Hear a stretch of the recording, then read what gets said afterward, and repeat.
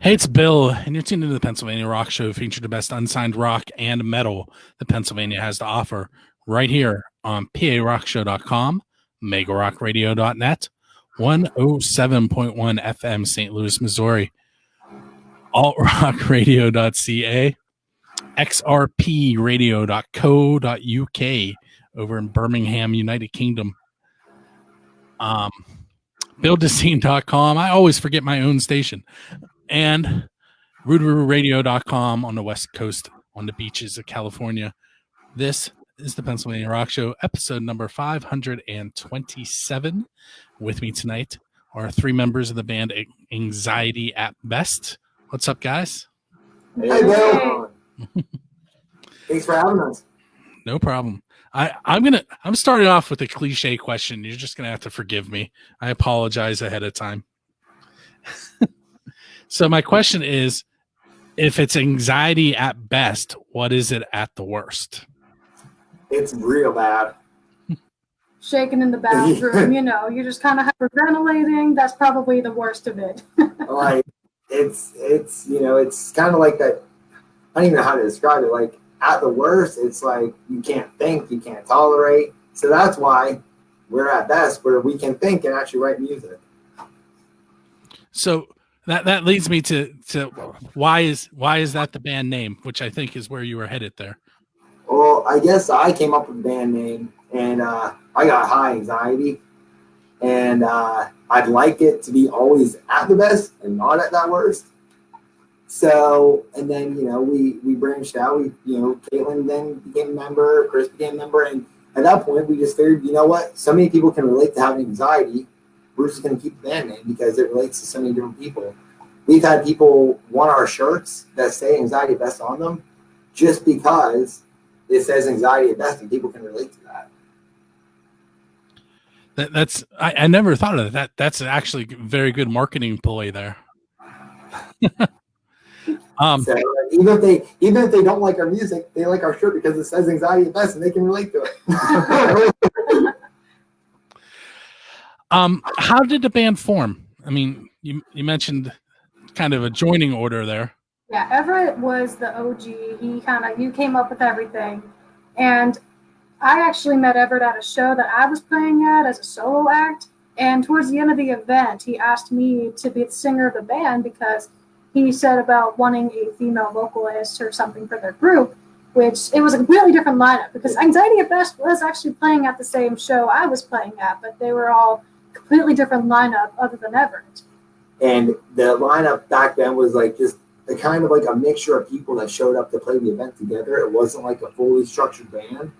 So like it was Anxiety. It was cool, but it wasn't anything established at all. It was kind of like fun for all band. Like let's meet together and play some music, Chris, and then Chris, came along after what me and Caitlin played, I think 2 shows together as the band Anxiety at Best. And after that, we were looking for another guitarist, and that's when Chris came along. Chris. So what do you do, Chris? I play the guitar, and I also assist in doing the drums. Okay, that's an interesting way of putting that. What do you mean by assist in doing the drums? Oh, so we don't have an actual drummer. Not right now. We did before. Oh, okay. The drummer kind of bailed on us, and we're trying to make do. But Chris found an awesome program where we can actually make our own drums, and that's what we use to make our music. We play with the drum track. Okay. There are quite a few bands that do that. One that pops into my head is 9 Stitch Method. I don't know if you guys are familiar with them. That is awesome. Yeah, we're good friends with them. Okay. Yeah. Patrick and the John. Yeti. Yeah, the Yeti. Hi, guys.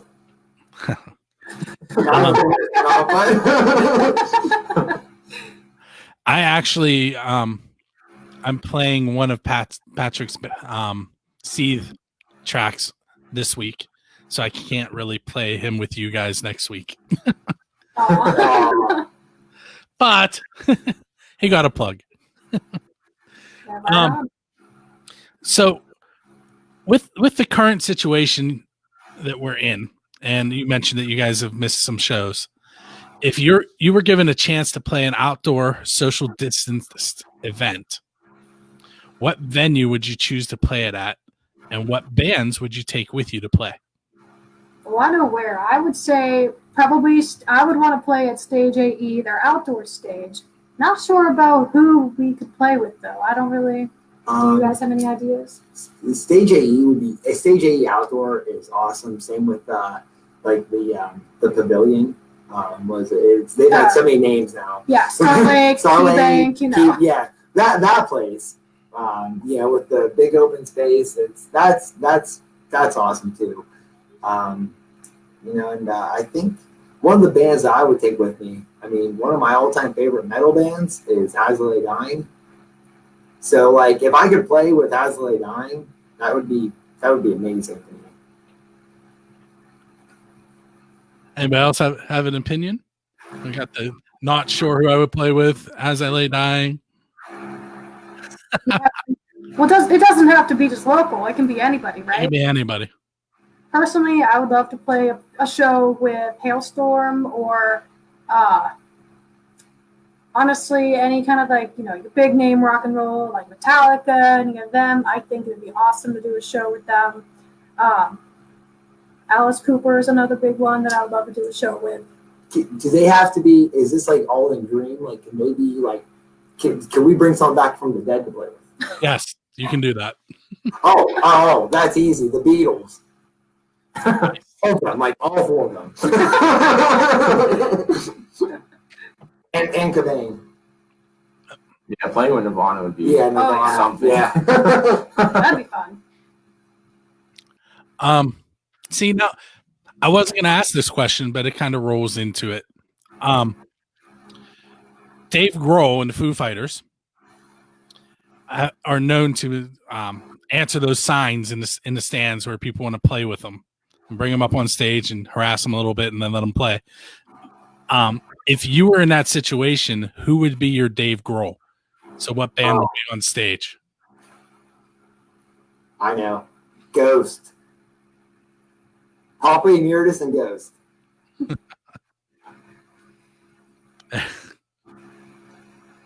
Yeah, I'd have to say that'd be a pretty fun one to bring on stage. I love his theatrics. I think it'd be really cool to see that happen. Okay. Chris, we got to work out a signal. Hey, this is anxiety at best. Keep touch going. your head if you're going to answer, or touch your shoulder if you don't have one. I don't know. Probably like Thy Art Is Murder, like a deathcore band. Because yeah. Okay. Can each of you pinpoint the moment that you knew that you had to be a musician? For me, I would have to say I got into songwriting about when I was 12, but I think what happened to cause that was I was in some talent show at school and I sung a song and I remember seeing, it was a fairly popular song at the time. I don't remember it off the top of my head right now, but at the time it was kind of popular. People were singing along to it. It was a good time. And I was like, wow, I kind of got a euphoric rush, I was like, this is awesome. And so at that point I was like, okay, this is something I really enjoy doing. And I'm writing songs and then eventually taking them to the studio. And I was like, yeah, from that point on, I was just hooked. I just wanted to keep doing music. I think the time that really, I've been writing for years. And whenever I finally was able to transfer my writings into lyrics, that was awesome to me because most of the lyrics that Anxiety Best uses are me and Caitlin. We usually switch off and on writing them, and then Chris writes a lot of the melodies and of course the riffs.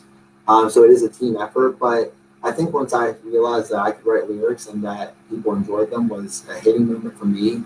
And then whenever I was in high school, as your typical listen to metalcore and all that kind of stuff. Now I have tattoos and gauges, and it wasn't uncommon that I'd show up at a show, some random show that I was just seeing, and then someone would be like, "Hey, you need backstage. You're on part of the band." I'm like, "No, I'm not. I'm just here to see them." I think that was and then I think that was the moment maybe I could do this. I don't know. For me, I started discovering metal when I was like young, and originally I wanted to be a metal vocalist, but I just never did that. And then a few years back, I started like get really into the blues and started doing like blues guitar, and then I kind of meshed the two, and then now here we are, kind of thing. So when you brought that up, have you seen the Netflix documentary about ZZ Top? No, I haven't. That's one of them I haven't seen. All right, well, I'm giving you a homework assignment then. I am a teacher, by the way. It is a real assignment. It's a homework for all of us. Now, Grant, well, you all said no, so it sounds like you all have to watch it, right? Have a movie night here sometime soon. I teach preschool 3-year-olds all the way up to 8th grade. Nice. Wow. So I have a big span. And in the years of teaching, I've taught everything but 12th grade. So Oh wow. Wow. when you throw in my subbing, even home ec class and they were sewing, it was terrible. But anyway, imagine being a sub and there's 30 people in a room using sewing machines Ouch. that you don't know how to use. All right. So tell me a little bit about your song that we're going to play tonight. The Age of Rage. It could be a story about recording it. It could be, you could tell me what it's about or what kind of emotions you have when you're playing it, whatever you want to share. Yeah, okay. I actually, because Everett mentioned earlier, he and I kind of trade off on writing lyrics for songs. I actually wrote the lyrics for that song, and I just kind of wrote it one night because I was just kind of feeling like looking at the situation going on in the world. Like, this was before a bunch of things were going on, like before COVID even. And I was just like, you know what? I was really pissed off one night about the state of the world, so many problems and things like that. And so I was thinking of a way to kind of express that in a way that could be kind of cool and fun and something I could share with the band. And that's kind of how that song happened. And, I showed it to the guys one night at practice. We worked around it. We got the drums figured out. And then, Chris started coming up with some guitar to go with it. And then we brought it to the studio, like, I want to say 2 weeks later at that point. And we just kind of one and done recorded it. Did you record it tracking or did you play it together? Recording. We usually track it. Yeah. You tracked it. Okay. I mean, I've seen it done both ways, but that's a young song at 2 weeks. Yeah. That's why a lot whenever, sometimes we'll be planning on doing a certain song and then one of us gets an idea and we're just like, scratch that, like we're going with this one now. Sometimes new ideas just pop up out of nowhere and sometimes end up being the best ideas you come up with. that sounds like my classroom, but don't tell my I think the best thing about the Age of Rage for me personally, like especially like it sucks we haven't had really the chance to play it live because of everything going on. But when we played even at practice, I get this rush that I haven't gotten, especially on our preliminary songs, like before we did the Age of Rage. I feel like the Age of Rage was really what defined us as, like, before we were like maybe hard rock. The Age of Rage really took us over the top with more so metal, but I feel like that was the connection of the band, all of us together, that we put our heart and soul out to do. And every time that we played on practice, I mean, I'm looking at whenever I have like my bass, I look over at Caitlin and she's rocking out. I look over at Chris and he's rocking out. And I feel like together collectively, that's like kind of like the heart of like, our music right now, because that was the first one we all poured our emotions into together. I'll tell you what, let's take a short break. We're going to listen to The Age of Rage by Anxiety. Let me try that again. Anxiety at Best. And we're also going to hear Ancient One by the band Helios. And then we'll be right back with Caitlin, Chris, and Everett from Anxiety at Best. Hey, so for those of you that are watching this live or on Facebook right now, the music is not going to play because Facebook would mute us, and then I have a video and no sound for you to listen to. The other thing is I actually download the video and rip the sound from it, so I wouldn't have anything. So now you understand why there's no music. So what you have to do is listen to the very beginning again. I mentioned different websites and radio stations that you can hear the show on. And the easiest thing to do is either go to parockshow.com or buildthescene.com, and you'll be able to find the podcast, the radio station, other podcasts, reviews, First Angel Media. There's lots of stuff there. Anyway, so we're going to come back in and continue with the questions, okay? Sounds good. Okay, that was Helios in the song Ancient One, and right before that was Anxiety at Best, The Age of Rage. And with me are Caitlin, Everett, and Chris from left to right on your screen. Anxiety at Best. Okay, it should be noted that I stayed up really late and then did an interview and then didn't go back to bed. That's rough. Anyway, I'll cut that out later. That's the best part about pre-recording and not going live. Mhm. Although I guess in the video they hear all the bloopers. But anyway, so if you were DJing a party and the person who hired you told you can only play unsigned bands, which unsigned bands would I hear at that party? Ooh. Oh, that's a good one. Personally, I think I would probably play not to be biased, but Nicest Method would probably be on that playlist. Another band that we've played with, Over My Dead Body. Yeah. They're awesome. We love playing with them. They're awesome. They're wicked good, Oh, yeah. too. Definitely them. Over My Body is sick. Yeah. Another band, Four for Fall. I'm friends with their drummer, but They were one of the bands that I got music from this month, so I can play them on this episode. there you go. Yeah. I have Over My Dead Body, but I have it with their old singer, so I'm not going to play that. But Oh, okay. But yeah, that's probably who I would play as far as unsigned bands go. There's a couple other ones that we've been doing we have done a lot of shows. Like the one show we played at was at Double Dealing Cafe in Elwood, and we did Rocking for the Dogs, which was all the money and stuff was donated to the Butler County Humane Society. And there's a couple bands that were scheduled to play with us on there that unfortunately did everything we didn't get to play with, but they were awesome too. The band Safety Last was they're really good. I am and young. They're all like 20 and under, aren't they? I believe so. I interviewed them at a Rock for Life event last year. Yeah. And that was, we didn't get to play with them yet, but hopefully a show coming up, we will. And then there's another band that we were going to play with called the Sneaky Heat Missiles. Don't know them. They'd be really fun to play with. We're on Facebook together now, and they're goofy. I think we could go on with them great. They have a cool, unique sound. They do.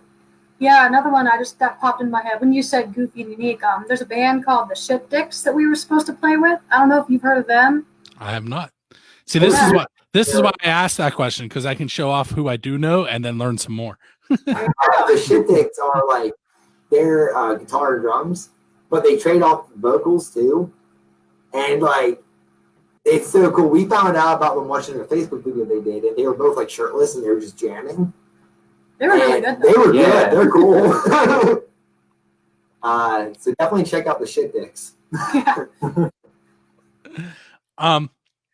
If you were given a chance to be a tech for any band on their next tour, which band would you want to work with, and why do you pick that band? So it could be signed, unsigned, and whatever you. Dead or Alive? Sure. Okay. You go first. I don't have an answer. Well, if I was a tech, I don't know anything about tech stuff. But say I was really good with it. If a band that's no longer a band, definitely probably Beatles or Black Sabbath or Queen. Any of those legends that, I guess Black Sabbath is still a band touring. But I'm talking about like the classics. A New Day band, like ones that are Ghost again. I think the Theatrics working with their tech stuff would be pretty cool. And then maybe a tech guy for like even like just a rock and roll band like Jet or someone like that would be pretty cool and pretty unique to work with. I think for me, after having some time to think about it, I would probably want to be tech for Slayer, because I've seen, I've been to their shows a bunch, and I think, one, the guys in the band seem super cool, and two, I just think that being in the presence of them and working on their stage, whatever tech things they would need, again, I'm not totally good with that kind of stuff either, but I still think if given the opportunity, I would love to be able to help them out with all the crazy stuff that they do on stage. And for me, I would like absolutely love to tech for Led Zeppelin just to meet Jimmy Page alone. Like if they were still around, obviously, and then like Chuck Berry, and then like Rage Against the Machine, and like Soundgarden, and I don't know, I could go on and on and on, but just to meet those guys and like be responsible for everything that, like, I don't know, it'd be cool.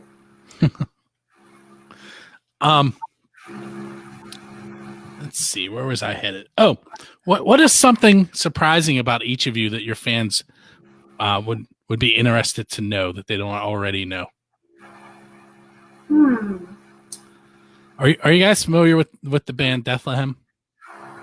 I've heard. No. I've heard of them. All right, so I interviewed them a couple weeks ago, and they dress up as like medieval warriors, and they have all their songs are like they have concept albums and they tell a story and they're on a quest. And I asked them this question, and the lead singer said, "Usually I tell them about this," because that's the odd thing about him.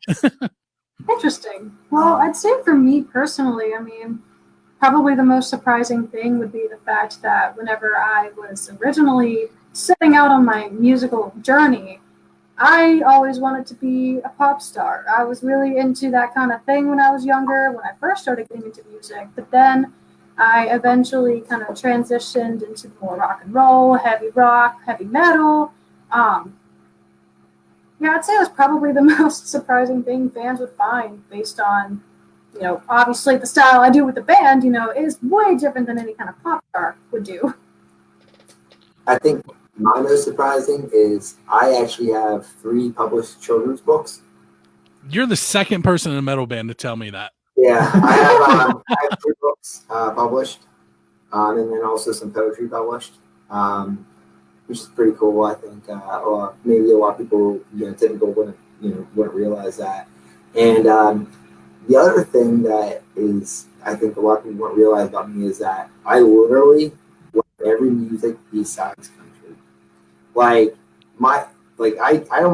I'm sorry, I just don't like country, but everything from like, I don't know, my playlist will go to like from Cannibal Corpse to like Britney Spears in like a heartbeat. And like, a lot of people get annoyed, but I love it. Yeah, for me, like when I first started guitar, like I wanted to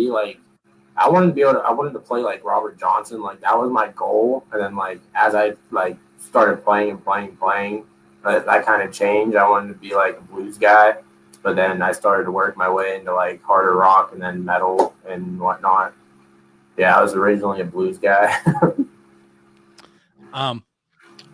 I've done so many interviews over the past couple of days. I can't remember who said it to me, but I asked the band if they can meet one person in music history. Who would they meet? What would they ask them?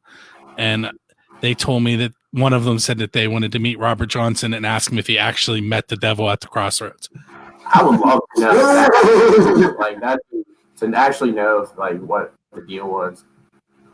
I mean, by all accounts, he was terrible before that story. Yeah, he was terrible. He disappeared for a year and then came back and was like, he had 7 strings on his guitar, which was unheard of in the 30s. And then he was just like, in that day, he was like the shredder. I mean, not shredder, I guess, but yeah. Here's your chance to rat each other out. Oh boy. I want you to tell me about an embarrassing moment on stage, but you can't tell me about one that you had. You have to tell me about one somebody else on stage had. So they might not even know that it was embarrassing until you tell the story. Okay. Okay. I know what's going to be said about me, probably. Hey, you don't know that. I'm going to say that there was a show we did whenever we first played, just like the three of us. Three of us did our first show together as Anxiety Fest. Three of us. And we were transitioning between songs, and it was actually supposed to be, we were trying to like tune or whatever, and the sound guy started our drum track before being ready for the right key change in the song. And so the entire song, the whole way through, it was off.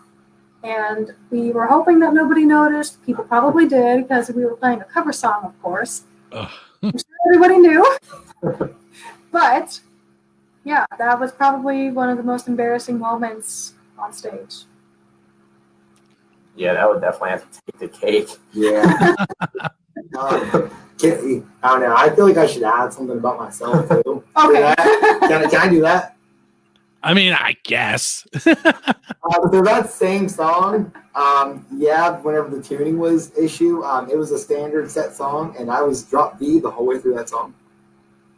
What song was it, if you don't mind me asking? Zombie by the Cranberries. It's a pretty well-known song. Yeah, it was pretty embarrassing.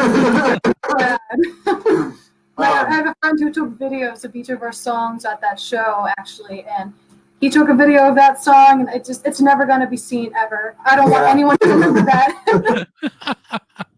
Like, I mean, it wasn't all entirely our fault. But no, it wasn't your fault at all. Well, the drum thing was kind of my fault. We were the sound guy did, as the night went on, our sound guy not our sound guy, but the sound guy for the venue was having more and more alcohol. And so, as you can tell, things just kind of got a little awry, and I'm sure he thought we were good, but we weren't actually good. And so then he just kind of was like, all right, play. I won't ask you who the sound guy was or the venue. We were studio moments too that are really funny. Yeah, studio, always the best time. So the track that I played tonight isn't officially being released until October. Is that correct? Yes. We actually have named the album now too after The Age of Rage. So we are planning, as of now, we are still thinking October 31st around Halloween. The album will be released. It will be around there. We were talking tonight, we might move around a little bit, but we'll still be right around that same time, late October, early November. And I believe we do have 8 songs coming out on that album, right? Yeah.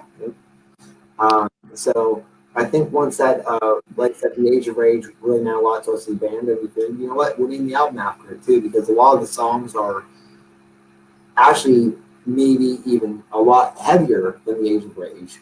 But that was what we started it with. That's what collectively made us a band. Are you guys recording in a studio, or are you doing a home recording thing? We actually we do go to like a technical studio, but it's out of this guy's attic that he's kind of turned into a home studio. But we are, going to an actual studio. This guy's gone to school for, been doing it for over 20 years. He's really good at what he does. So for, a local studio that's very cost effective for us, it is pretty good quality for what we're paying for, and the fact that it's so close by. We actually have Sunday. Yeah. I'm sorry, say that again? Oh, no, I'm sorry, I didn't interrupt you. We actually have a studio session this coming Sunday. Oh, cool. You being in the Butler area, I was expecting you to mention the Meat Locker recording studio. Oh, I've heard, yeah. no. Have you heard of Where We Go is the Inner Tube Studio? It's in Ambridge. I feel like I have heard of that. Yeah, Nick Cusell is the guy who runs that studio. It's literally just him. He just records out of the attic that he's turned into a studio. Cool. I have to look it up, but I'm trying to think. I'm almost positive that it was mentioned. Man, I'm getting older, so things aren't clicking like they used to as quickly as I'd like them to. There's a house that does house parties, and I can't remember his name or the house's name. It's in Pittsburgh, and I'm almost positive that he mentioned them in that episode when I interviewed him. I feel bad now because that's a perfect way to give him a shout out, and I don't remember. It's pretty tight fitting up in the studio, though. Oh yeah. But he's a great guy. He's awesome. He's killer on the mixes and stuff. So, and like that's how like me, of course, us playing the instruments and all that too. But like the stuff the subtle little things that he might add make the world of difference to us. And I feel like without his professional quality, we wouldn't be where we're at. Especially like on like the bigger shows we're playing, like with the Letter Black, the Smiling News show, and all that kind of stuff. I feel like without Nick's help, who knows? I think I'm going to go with 2 more questions. I'm going to ask you an off the wall one though, because I've been pretty easy on you guys. Oh boy. The questions were hard, but they weren't off the wall. Yeah. If they were going to insert Anxiety at Best into a cartoon series, what cartoon series would you be in, and which character would play each of you? Ooh. Oh, That's a good one. Wait. I wish I could take credit for that question too, but that's Christina from the band The Shadow event. Okay, cool. That's hers. It's a good question. What do we think? I'm not sure. I don't know. Adventure Time? No. Rick and Morty? Rick and Morty? No. I don't know about that one. SpongeBob? What? SpongeBob. Okay. And who each of us would be? You're definitely Patrick. Listen, Everett is 100% Patrick because, like, it's just a running joke in the band that he's the slow one of the band. I am. Like, I mean, but I mean, with how he behaves sometimes. I think I don't know who you would be, honestly. Oh wait, you might be like Larry. Larry? Larry Larry the Lobster, man. Wait, what? I don't know. Living like Larry, I guess. I don't know who I would be. Caitlin, you're Sandy. I'm Sandy. You're totally Sandy. You're the squirrel. Ow.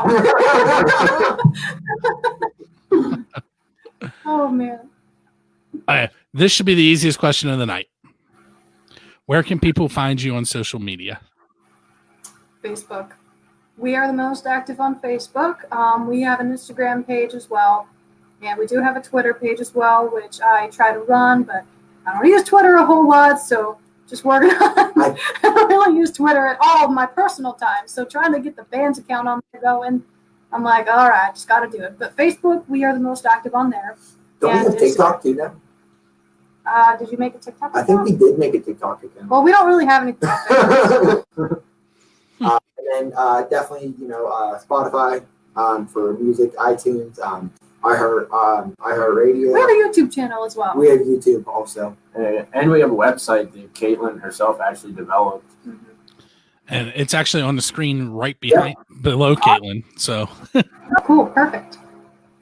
And that's actually cool too, because like you can now on all the other social media you can view like merch and stuff like that, but we can the website is the best way to do the merch, and if we have upcoming shows coming up and all that. Okay. So go to anxietyatbest.com and check out what's going on there, and then you can go to the social media. That'd be ideal. They're conveniently linked at the bottom of our homepage. I want to thank you guys for coming on. Hopefully that wasn't too difficult. I kind of toned the questions down. Absolutely. Do you have anything that you want to say before we fade out into the evening?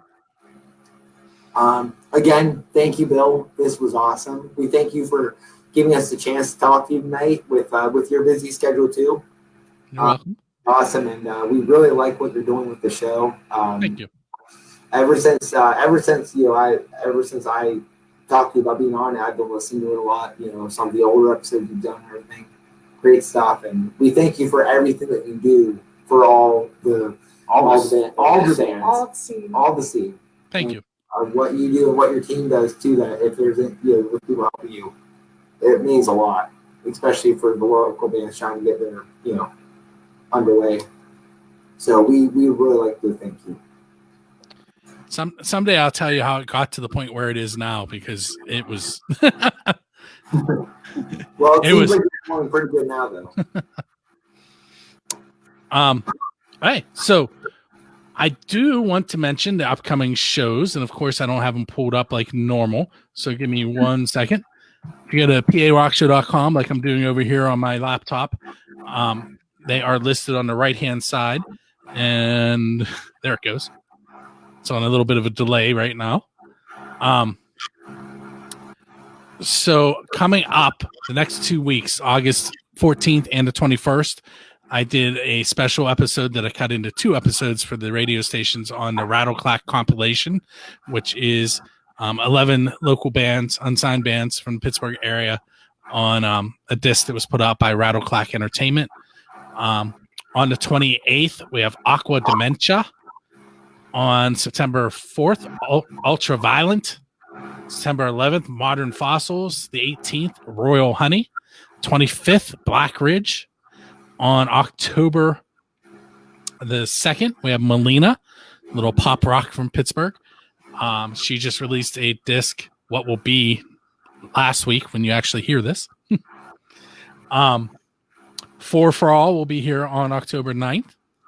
Brady Novotny will be here for, I think, his 3rd or 4th time on October 16th. Gary Burke III will be here for his first time on the 23rd, which happens to be my wife's birthday. And he's a country artist, but he has a couple tracks that border on Southern rock, and I have a soft spot for Southern rock, so we're bringing Gary on. Nice. And then on the 30th, we have Jeff Betton, who runs Mizra Records, and Wild Kind Records, I believe, is the other one. So that's where we stand right now. There's about 4 months worth of interviews there, and then on 3 questions and a song, we have some local unsigned bands and some unsigned bands from all over the world coming at you. So make sure you go to buildthescene.com and check out all of that. There is a link under shows for it'll say podcasts, and there's like 16 podcasts there that feature unsigned music. So you guys have more outlets. If you had fun with this, you can contact some other places and tell them I sent you. Wonderful. All right, so we are going to head out into the evening. You're going to hear a couple more of the best unsigned rock and metal tracks that Pennsylvania has to offer. And then, as always, you will hear John Lane from the Hellfire Club take us into the evening. My name is Bill. This has been Pennsylvania Rock Show, episode number 527. We'll see you next week.